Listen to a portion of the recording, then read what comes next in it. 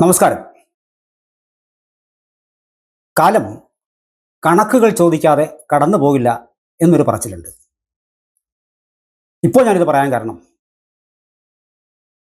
ഗവർണർമാരും സർക്കാരുകളും തമ്മിലെ വഴക്കുകൾ നാട്ടിൽ പുതുമയുള്ള കാര്യമല്ല. ഇന്ത്യ മഹാരാജ്യത്തുടനീളം എത്രയോ സംസ്ഥാനങ്ങളിൽ പല സമയത്തും സർക്കാരുകളുമായി ഗവർണർമാർ ഏറ്റുമുട്ടിയിട്ടുണ്ട്. അതൊക്കെ അതിൻ്റെ രീതിയിൽ പരിഹരിക്കപ്പെട്ടിട്ടുമുണ്ട്. പക്ഷെ കഴിഞ്ഞ കുറച്ച് നാളുകളായി, അതായത് 2014 BJP സർക്കാർ അധികാരത്തിൽ വന്നതിന് ശേഷം ചില സംസ്ഥാനങ്ങളിൽ, വിശേഷിച്ചും ബംഗാൾ, നമ്മുടെ കേരളം, തൊട്ടായ സംസ്ഥാനമായ തമിഴ്നാട്, ഇവിടങ്ങളിലൊക്കെ തന്നെയും കേന്ദ്ര സർക്കാരിനെ എതിർക്കുക എന്ന ഒരു സ്വഭാവം രൂപീകൃതമായി വരുന്നുണ്ട്. സ്വാഭാവികമായിട്ട് നമ്മുടെ ഗവർണർമാരുടെ നിയമനം ആയതിനാൽ ഈ ഗവർണർമാർ പലപ്പോഴും ഇതിനെ ചെറുത്തു നിൽക്കുന്ന കാഴ്ചയും സ്വാഭാവികമായി കുറച്ച് കൂടുതൽ കണ്ടുവരുന്നുണ്ട്. അപ്പോൾ അത്തരത്തിലുള്ള കഥകൾ പറഞ്ഞാൽ നിന്നാൽ ഇത് അന്ത്യം ഉണ്ടാവില്ല. ഇപ്പോൾ സ്വാഭാവികമായിട്ട് നമുക്ക് തമിഴ്നാട്ടിലുണ്ടായിരുന്ന നമ്മുടെ എൻ രവി, അല്ലെങ്കിൽ നമ്മുടെ തൊട്ടടുത്ത മറ്റു സംസ്ഥാനത്തിലുണ്ടായിരുന്ന നമ്മുടെ പഴയ ജഗ്ദീപ് ധൻകർ, ഇവരെല്ലാം വളരെ കടുത്ത നിലപാടുകളെടുത്ത ഗവർണർമാരായിരുന്നു. ഒരുപക്ഷെ 1957 നമ്മുടെ ആദ്യ കമ്മ്യൂണിസ്റ്റ് സർക്കാരിനെ പിരിച്ചുവിടുന്നതിൽ പോലും അന്ന് ഗവർണർ ഒരു റിപ്പോർട്ട് കൊടുത്തത് മാത്രമേ ഉള്ളൂ.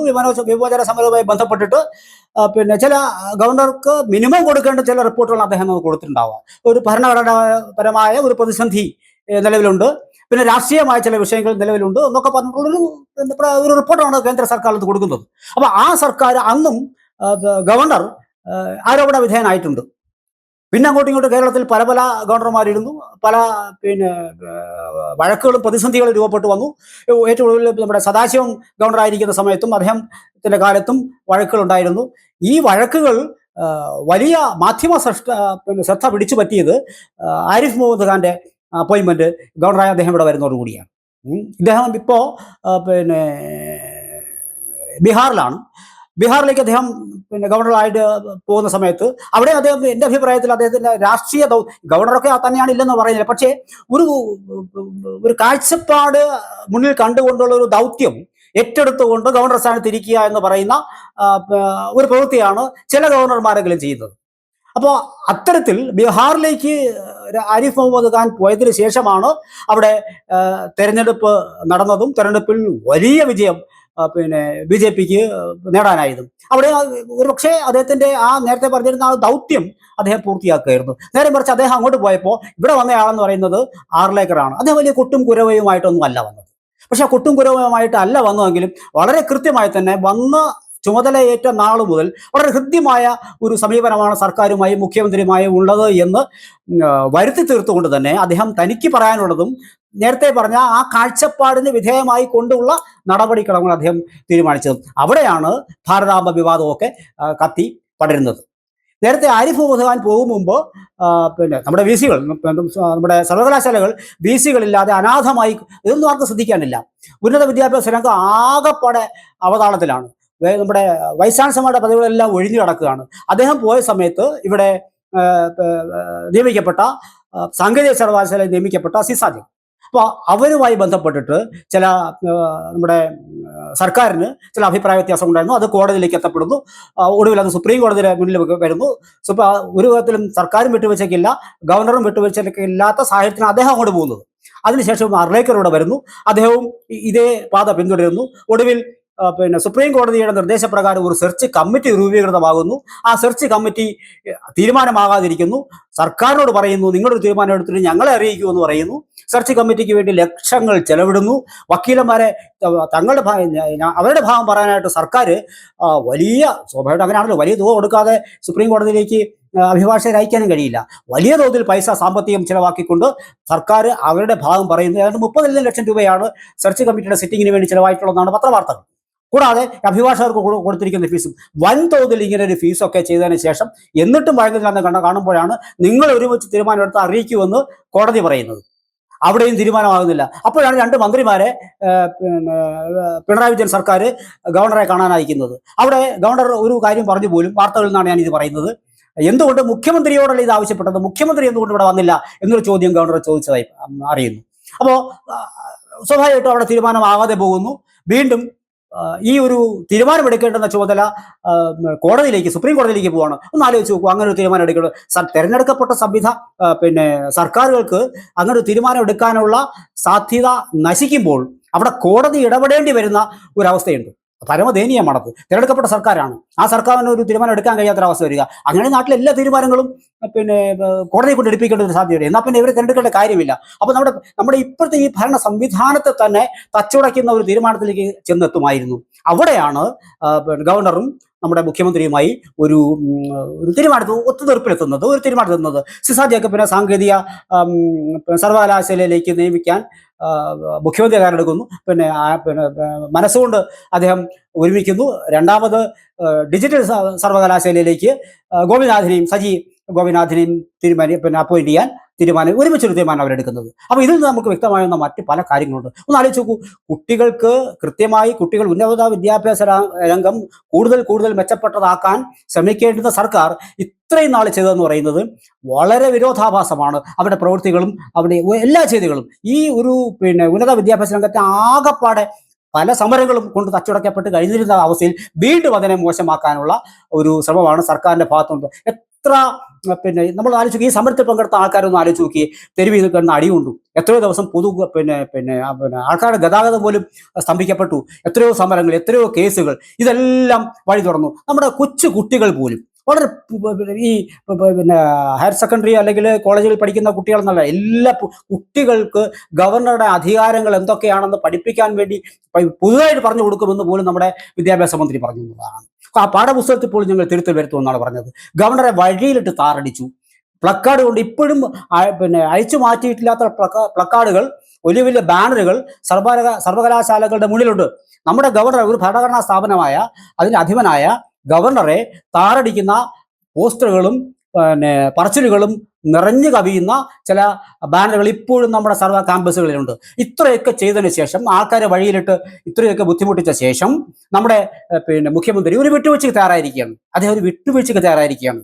അപ്പൊ അതാണ് ആലോചിക്കേണ്ടത്. അപ്പൊ പിന്നെ എന്തിനായിരുന്നു ഇത്രയും വലിയൊരു കോലാഹലം? നാളിതുവരെ നമ്മളെ വഴിയിൽ തല്ലുകൊള്ളേണ്ട അവസ്ഥ വരുന്നു. നമ്മൾ എത്രയോ ഗതാഗതം കുലുക്കിപ്പെട്ട് നമ്മൾ പോയിരിക്കുന്നു, സമയം പാഴാക്കിയിരിക്കുന്നു, നമ്മുടെ ധനം പാഴാക്കിയിരിക്കുന്നു. എന്നിട്ട് പറഞ്ഞതിൽ ഉറച്ചു നിന്നോ? ഇല്ല. പറഞ്ഞതിൽ ഉറച്ചു നിൽക്കാൻ കഴിയാത്ത ഒരു സമയത്തിലേക്ക് നമ്മുടെ പ്രസ്ഥാനങ്ങൾ, കമ്മ്യൂണിസ്റ്റ് പ്രസ്ഥാനം വിശേഷിച്ചും കമ്മ്യൂണിസ്റ്റ് മുഖ്യമന്ത്രി പിണറായി വിജയൻ പ്രത്യേകിച്ചും അങ്ങനെ അതിന് ഫോഴ്സ്ഡ് ആവുന്ന ഒരു കാഴ്ചയാണ് നമുക്ക് ഇതിനകത്ത് കാണാൻ സാധിക്കുന്നത്. സ്വാഭാവികമായിട്ടും നമ്മുടെ നാട്ടിൽ ഇതേക്കുറിച്ച് ഒരു ചിന്ത വരേണ്ടതാണ്. ഈ സമയത്ത് നമ്മൾ കേരളീയർ ഓർക്കേണ്ടുന്ന ഒരു കാര്യം, തൂണിലും തുരുമ്പിലും രാഷ്ട്രീയം കാണുന്ന ഒരു പ്രസ്ഥാനമാണ് ഇപ്പോൾ ഭാരതം ഭരിച്ചുകൊണ്ടിരിക്കുന്നത്. സ്വാഭാവികമായും ഗവർണർമാരുടെ നിയമനങ്ങളിലും അവരെ അത്തരത്തിലുള്ള താല്പര്യങ്ങൾ കണ്ടു എന്ന് വരാം. ഇതറിയാവുന്ന കേരളത്തിലെ സർക്കാരാണ് ചെറിയ കാര്യങ്ങൾക്ക് പോലും ഗവർണറുമായി ഏറ്റുമുട്ടാൻ ഒരുങ്ങുന്നതും. അത് അപകടമാണ് എന്ന് അറിഞ്ഞുകൊണ്ട് തന്നെയാണ് അവർ ഏറ്റുമുട്ടുന്നത്. നമുക്കൊരു കാര്യം ചിന്തിച്ചാൽ അറിയാം, ഈ രാഷ്ട്രീയ കണ്ണോടെയാണ് ചില ബഹുമതികൾ പോലും നൽകുന്നത് എന്ന് പറയപ്പെടുന്നുണ്ട്. എങ്ങനെ വെച്ച് നോക്കിയാൽ ഇപ്പൊ ചരൺ സിംഗിന്, നരസിംഹ റാവുവിന്, പ്രണബ് മുഖർജിക്ക്, ഇവരൊക്കെ ബഹുമതികൾ തേടി എത്തുന്നത് BJP സർക്കാരിന്റെ കാലഘട്ടത്തിലായിരുന്നു. അപ്പൊ അത് രാഷ്ട്രീയ കണ്ണോടെയാണ് എന്ന് സ്വാഭാവികമായിട്ടും പറയുന്നുണ്ട്. അങ്ങനെ രാഷ്ട്രീയ കണ്ണോടെയാണ് എന്നാൽ കൂടി നാളിതുവരെ കോൺഗ്രസ് സർക്കാരുകൾക്ക് അത് ചെയ്യാൻ കഴിഞ്ഞില്ല എന്നുള്ളതാണ്. ആ ചെയ്യാൻ കഴിയാത്തിടത്താണ് ഇത്തരം കാഴ്ചപ്പാടുകൾ അവാർഡുകളായും ബഹുമതികളായും ചെന്നെത്തുന്നത്. നമുക്ക് പത്മ അവാർഡുകൾ പ്രഖ്യാപിക്കുമ്പോൾ പോലും നമ്മൾ പല ആൾക്കാരെയും നമ്മൾ പൊതുസമൂഹത്തിനെ കണ്ടിട്ടോ കേട്ടിട്ടോ കൂടെയില്ല. നമ്മുടെ ഇവിടെ തന്നെ നാട്ടുവൈദ്യത്തിലെ ലക്ഷ്മിക്കുട്ടി എന്ന് പറയുന്ന നമ്മുടെ കല്ലാർ സ്വദേശിയായ ഒരു സ്ത്രീയുണ്ട്. അപ്പൊ അവർക്ക് ഈ പ്രായം ചെന്ന വേളയിൽ അവരെ തേടി എത്തുകയാണ് ഒരു അവാർഡ്, അതും പത്മ അവാർഡ് പോലൊരു അവാർഡ്. അപ്പൊ അവിടെയൊക്കെ ഈ രാഷ്ട്രീയ കണ്ണോടുകൂടി പ്രവർത്തിക്കുന്ന ഒരു സർക്കാരാണെന്നാണ് ഞാൻ പറഞ്ഞു വരുന്നത്. സ്വാഭാവികമായിട്ടും ഗവർണർമാർക്കും ഇത്തരം കണ്ണുകൾ ഉണ്ടായിക്കൂടാ എന്നില്ല. അതിന്റെ കൂടി വെളിച്ചത്തിലാണ് നമ്മുടെ ഭാരതാംബ വിവാദവും മറ്റു പ്രശ്നങ്ങളും ഒക്കെ തന്നെ ഉണ്ടായത്. അപ്പൊ അത് തിരിച്ചറിയുന്ന ഈ കമ്മ്യൂണിസ്റ്റ് പ്രസ്ഥാനങ്ങളാണ് വഴക്കുകൾക്ക് കുട്ടികളെ ആയുധമാക്കിക്കൊണ്ട് മുൻകൈ എടുക്കുന്നത്. ഞാൻ പറഞ്ഞു വരുന്നത്, അത്തരം ഒരു സാഹചര്യത്തിൽ ഈ വഴക്കുകളെല്ലാം പൊടുന്നനെ അവസാനിപ്പിച്ച് പോയി അങ്ങ് ഒപ്പിട്ട് പരിഹാരം കണ്ടെത്തുക എന്ന് പറയുന്നതാണ് വലിയ വിഷയം.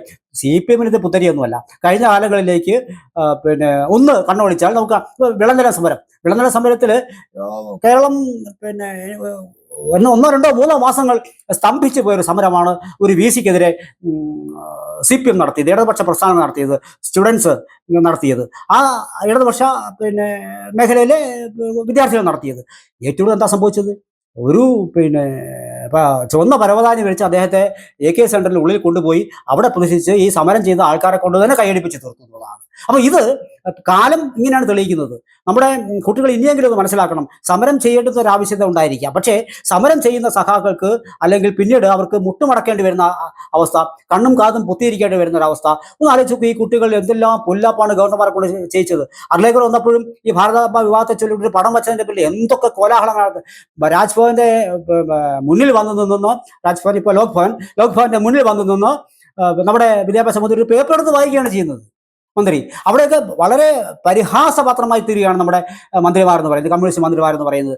അവർ ഇത്രയൊക്കെ ചെയ്തു വച്ചതിന് ശേഷം പൊഴുന്നനവെ ഒപ്പിടുമ്പോൾ സ്വാഭാവികമായിട്ടും അവിടെയാണ് നമ്മൾ മുൻ ദിവസങ്ങളിൽ ചർച്ച ചെയ്തതുപോലെ ഒരു അന്തർധാര എന്ന് പറയുന്ന ഒരു വിഷയം പൊന്തി വരുന്നത്. വീണ്ടും വീണ്ടും അത് പറയേണ്ടി വരുന്നതിൽ ബുദ്ധിമുട്ടുണ്ട്. പക്ഷേ എന്നിരുന്നാൽ കൂടിയും കേരളത്തിലെ രണ്ടാമത്തെ പിണറായി സർക്കാർ പല കാര്യങ്ങൾക്കും അടിയറവ് പറയുന്നതിൻ്റെ കൂടി ഒരു ഉദാഹരണമാണ്. ഗവർണർക്ക് മുന്നിൽ പോയി ഇത്രയും കൊട്ടും കുരവയോടുകൂടി ഭയങ്കര ബഹളങ്ങൾ ഉണ്ടാക്കി ഒരുപാട് കേസുകളും പിന്നെ ധനനഷ്ടമൊക്കെ ഉണ്ടാക്കി വച്ചതിന് ശേഷം ഒരു ഒപ്പ്. ഏറ്റവും വലിയ തമാശ എന്ന് പറയുന്നത് ഇടത് മുന്നണിയിലെപ്പെട്ട ഘടകകക്ഷികൾ പോലും ഇതൊന്നും അറിയുന്നില്ല എന്നുള്ളതാണ്. അവർ പോലും ഇന്ന് വലിയ തോതിൽ അവർ അമർഷം രേഖപ്പെടുത്തി കഴിഞ്ഞിരിക്കുന്നു. ഇതൊക്കെ സൂചിപ്പിക്കുന്നത് ഈ പാർട്ടി വല്ലാതെ ഭയപ്പെട്ട് കഴിഞ്ഞിരിക്കുന്നു. അങ്ങനെ വെച്ച് നോക്കിക്കഴിഞ്ഞാൽ, അങ്ങനെ ഭയപ്പാടുണ്ടാക്കുന്ന നോക്കിക്കഴിഞ്ഞാൽ ഈ പാർട്ടി ഏതാണ്ട് അതിൻ്റെ അവസാന റെയിലുകളിലേക്ക് കടന്നുകൊണ്ടിരിക്കുന്നു എന്ന് വേണം നമുക്ക് കരുതാൻ. അതിന് ഒരുപക്ഷെ ഭരണഘടനാ സ്ഥാപനം പോലും അതിന് പിന്നെ വേദിയൊരുക്കുന്നു എന്നുള്ളതാണ്. ഇപ്പോൾ നമുക്ക് ആവശ്യമില്ലാത്ത ചില വിഷയങ്ങൾ കൂടി ചില സർക്കാരുകൾ ഉണ്ടാക്കി വയ്ക്കുന്നുണ്ട്. അതായത് നമുക്ക് ഗവർണർമാർ ഒപ്പിട്ട് കഴിഞ്ഞാൽ അതിനാൾ പിടിച്ചു വയ്ക്കാൻ പാടില്ല, പിന്നീട് അത് രാഷ്ട്രപതിക്ക് അയക്കുന്നു. രാഷ്ട്രപതി 30 ദിവസത്തിനകത്ത് അല്ലെങ്കിൽ 60 ദിവസത്തിന് ഒപ്പിടണമെന്ന് പറയുന്നു. അവസാനം സുപ്രീം കോടതി അത് പിന്നെ തള്ളിക്കളയുന്നു. ഇപ്പോൾ എന്തായാലും നിലവിൽ അങ്ങനെ സംവിധാനങ്ങളില്ല. ഒന്ന് ആലോചിച്ചു, ഇപ്പോൾ തന്നെ ബീഹാറിലിരിക്കുന്നു, സർക്കാർ ഇരിക്കുന്നു, വലിയ മൃഗീയമായ ഭൂരിപക്ഷമുള്ള സർക്കാരാണ്. അവരേതെങ്കിലും ഒരു തീരുമാനം എടുത്തിട്ട് ഇത് ഇനി മുതൽ ഇവിടെ നിയമമാണെന്ന് പറഞ്ഞാൽ അങ്ങനെ ഒപ്പിടാൻ കഴിയുമോ? അത് രാഷ്ട്രപതിക്ക് അങ്ങനെ ഒപ്പിടാൻ കഴിയില്ല. അങ്ങനെ ഒരു ഭരണ സംവിധാനമാണോ ഭരണഘടനയാണോ നമുക്കുള്ളത്? അല്ല. അപ്പോൾ ഇത്തരത്തിലുള്ള പല പല ആവശ്യങ്ങൾ തമിഴ്നാട് സർക്കാർ, ബംഗാൾ, കേരളം ഏതാണ്ട് പിന്നെ സമാനമായ പാതയിൽ കൂടി സഞ്ചരിച്ചുകൊണ്ടിരിക്കുന്ന 3 സർക്കാരാണ്. ഈ സർക്കാരുകൾക്ക് പലപ്പോഴും സുപ്രീം കോടതിയിൽ നിന്ന് അവരുടെ ചില അവകാശങ്ങൾക്ക് വേണ്ടി സുപ്രീം കോടതിയിൽ പോകുമ്പോൾ സുപ്രീം കോടതിയിൽ നിന്ന് കിട്ടിയത് വലിയ വലിയ തിരിച്ചടികളാണ് വാസ്തവത്തിൽ. അത്തരത്തിലൊരു തിരിച്ചടി ഉണ്ടാകുന്ന ഒരു സാഹചര്യം ഒഴിവാക്കാൻ കൂടിയാണ് അദ്ദേഹം കൃത്യമായും പിന്നെ ഒരുപക്ഷെ അതിലൊരു ബുദ്ധിപരമായ തീരുമാനങ്ങൾ എടുത്തിട്ടുണ്ട്. ചില തീരുമാനങ്ങൾ എടുക്കുന്നത് സുപ്രീം കോടതിക്ക് വിട്ടുകൊടുത്താൽ വരും നാളുകൾ ഉണ്ടായേക്കാവുന്ന ചില പിന്നെ കാര്യങ്ങളെക്കുറിച്ച് ചിന്തിച്ചിട്ടാണ്, ഭാവിയെക്കുറിച്ച് ചിന്തിച്ചിട്ടാണ് ഇവർ തമ്മിൽ അവിടെ ഒരു ഒത്തുതീർപ്പിന് വഴങ്ങിയത് എന്ന് വേണമെങ്കിൽ പറഞ്ഞ് അദ്ദേഹം രക്ഷപ്പെടാം. പക്ഷേ നാളുകളിലും ഒരുപാട് വിട്ടുവീഴ്ചകൾക്ക് ഇദ്ദേഹം തയ്യാറേണ്ടി വരും. അതിൻ്റെയും കൂടി തെളിവാണ് ഏറ്റവും ഒടുവിലത്തെ ഈ ഗവർണറുമായി ഭായി ചങ്ങത്തങ്ങനെ ആവുന്നതിനാണ് സന്തോഷം നമുക്കെങ്കിൽ കൂടിയും. ഈ വഴക്കുകൾ വേണ്ടായിരുന്നു എന്ന കാര്യം മാത്രമാണ് നമുക്ക് പറയാനുള്ളത്. ഇനിയുള്ള നാടുകളെങ്കിലും വഴക്കുകളില്ലാതെ സ്വസ്ഥമായി ഇരുകൂട്ടരും സംസ്ഥാനത്തിൻ്റെ ഉയർച്ചയ്ക്ക് വേണ്ടി കേന്ദ്രവുമായി കൈകോർത്ത് പോകുന്ന ഒരു സംവിധാനമായി മാറട്ടെ.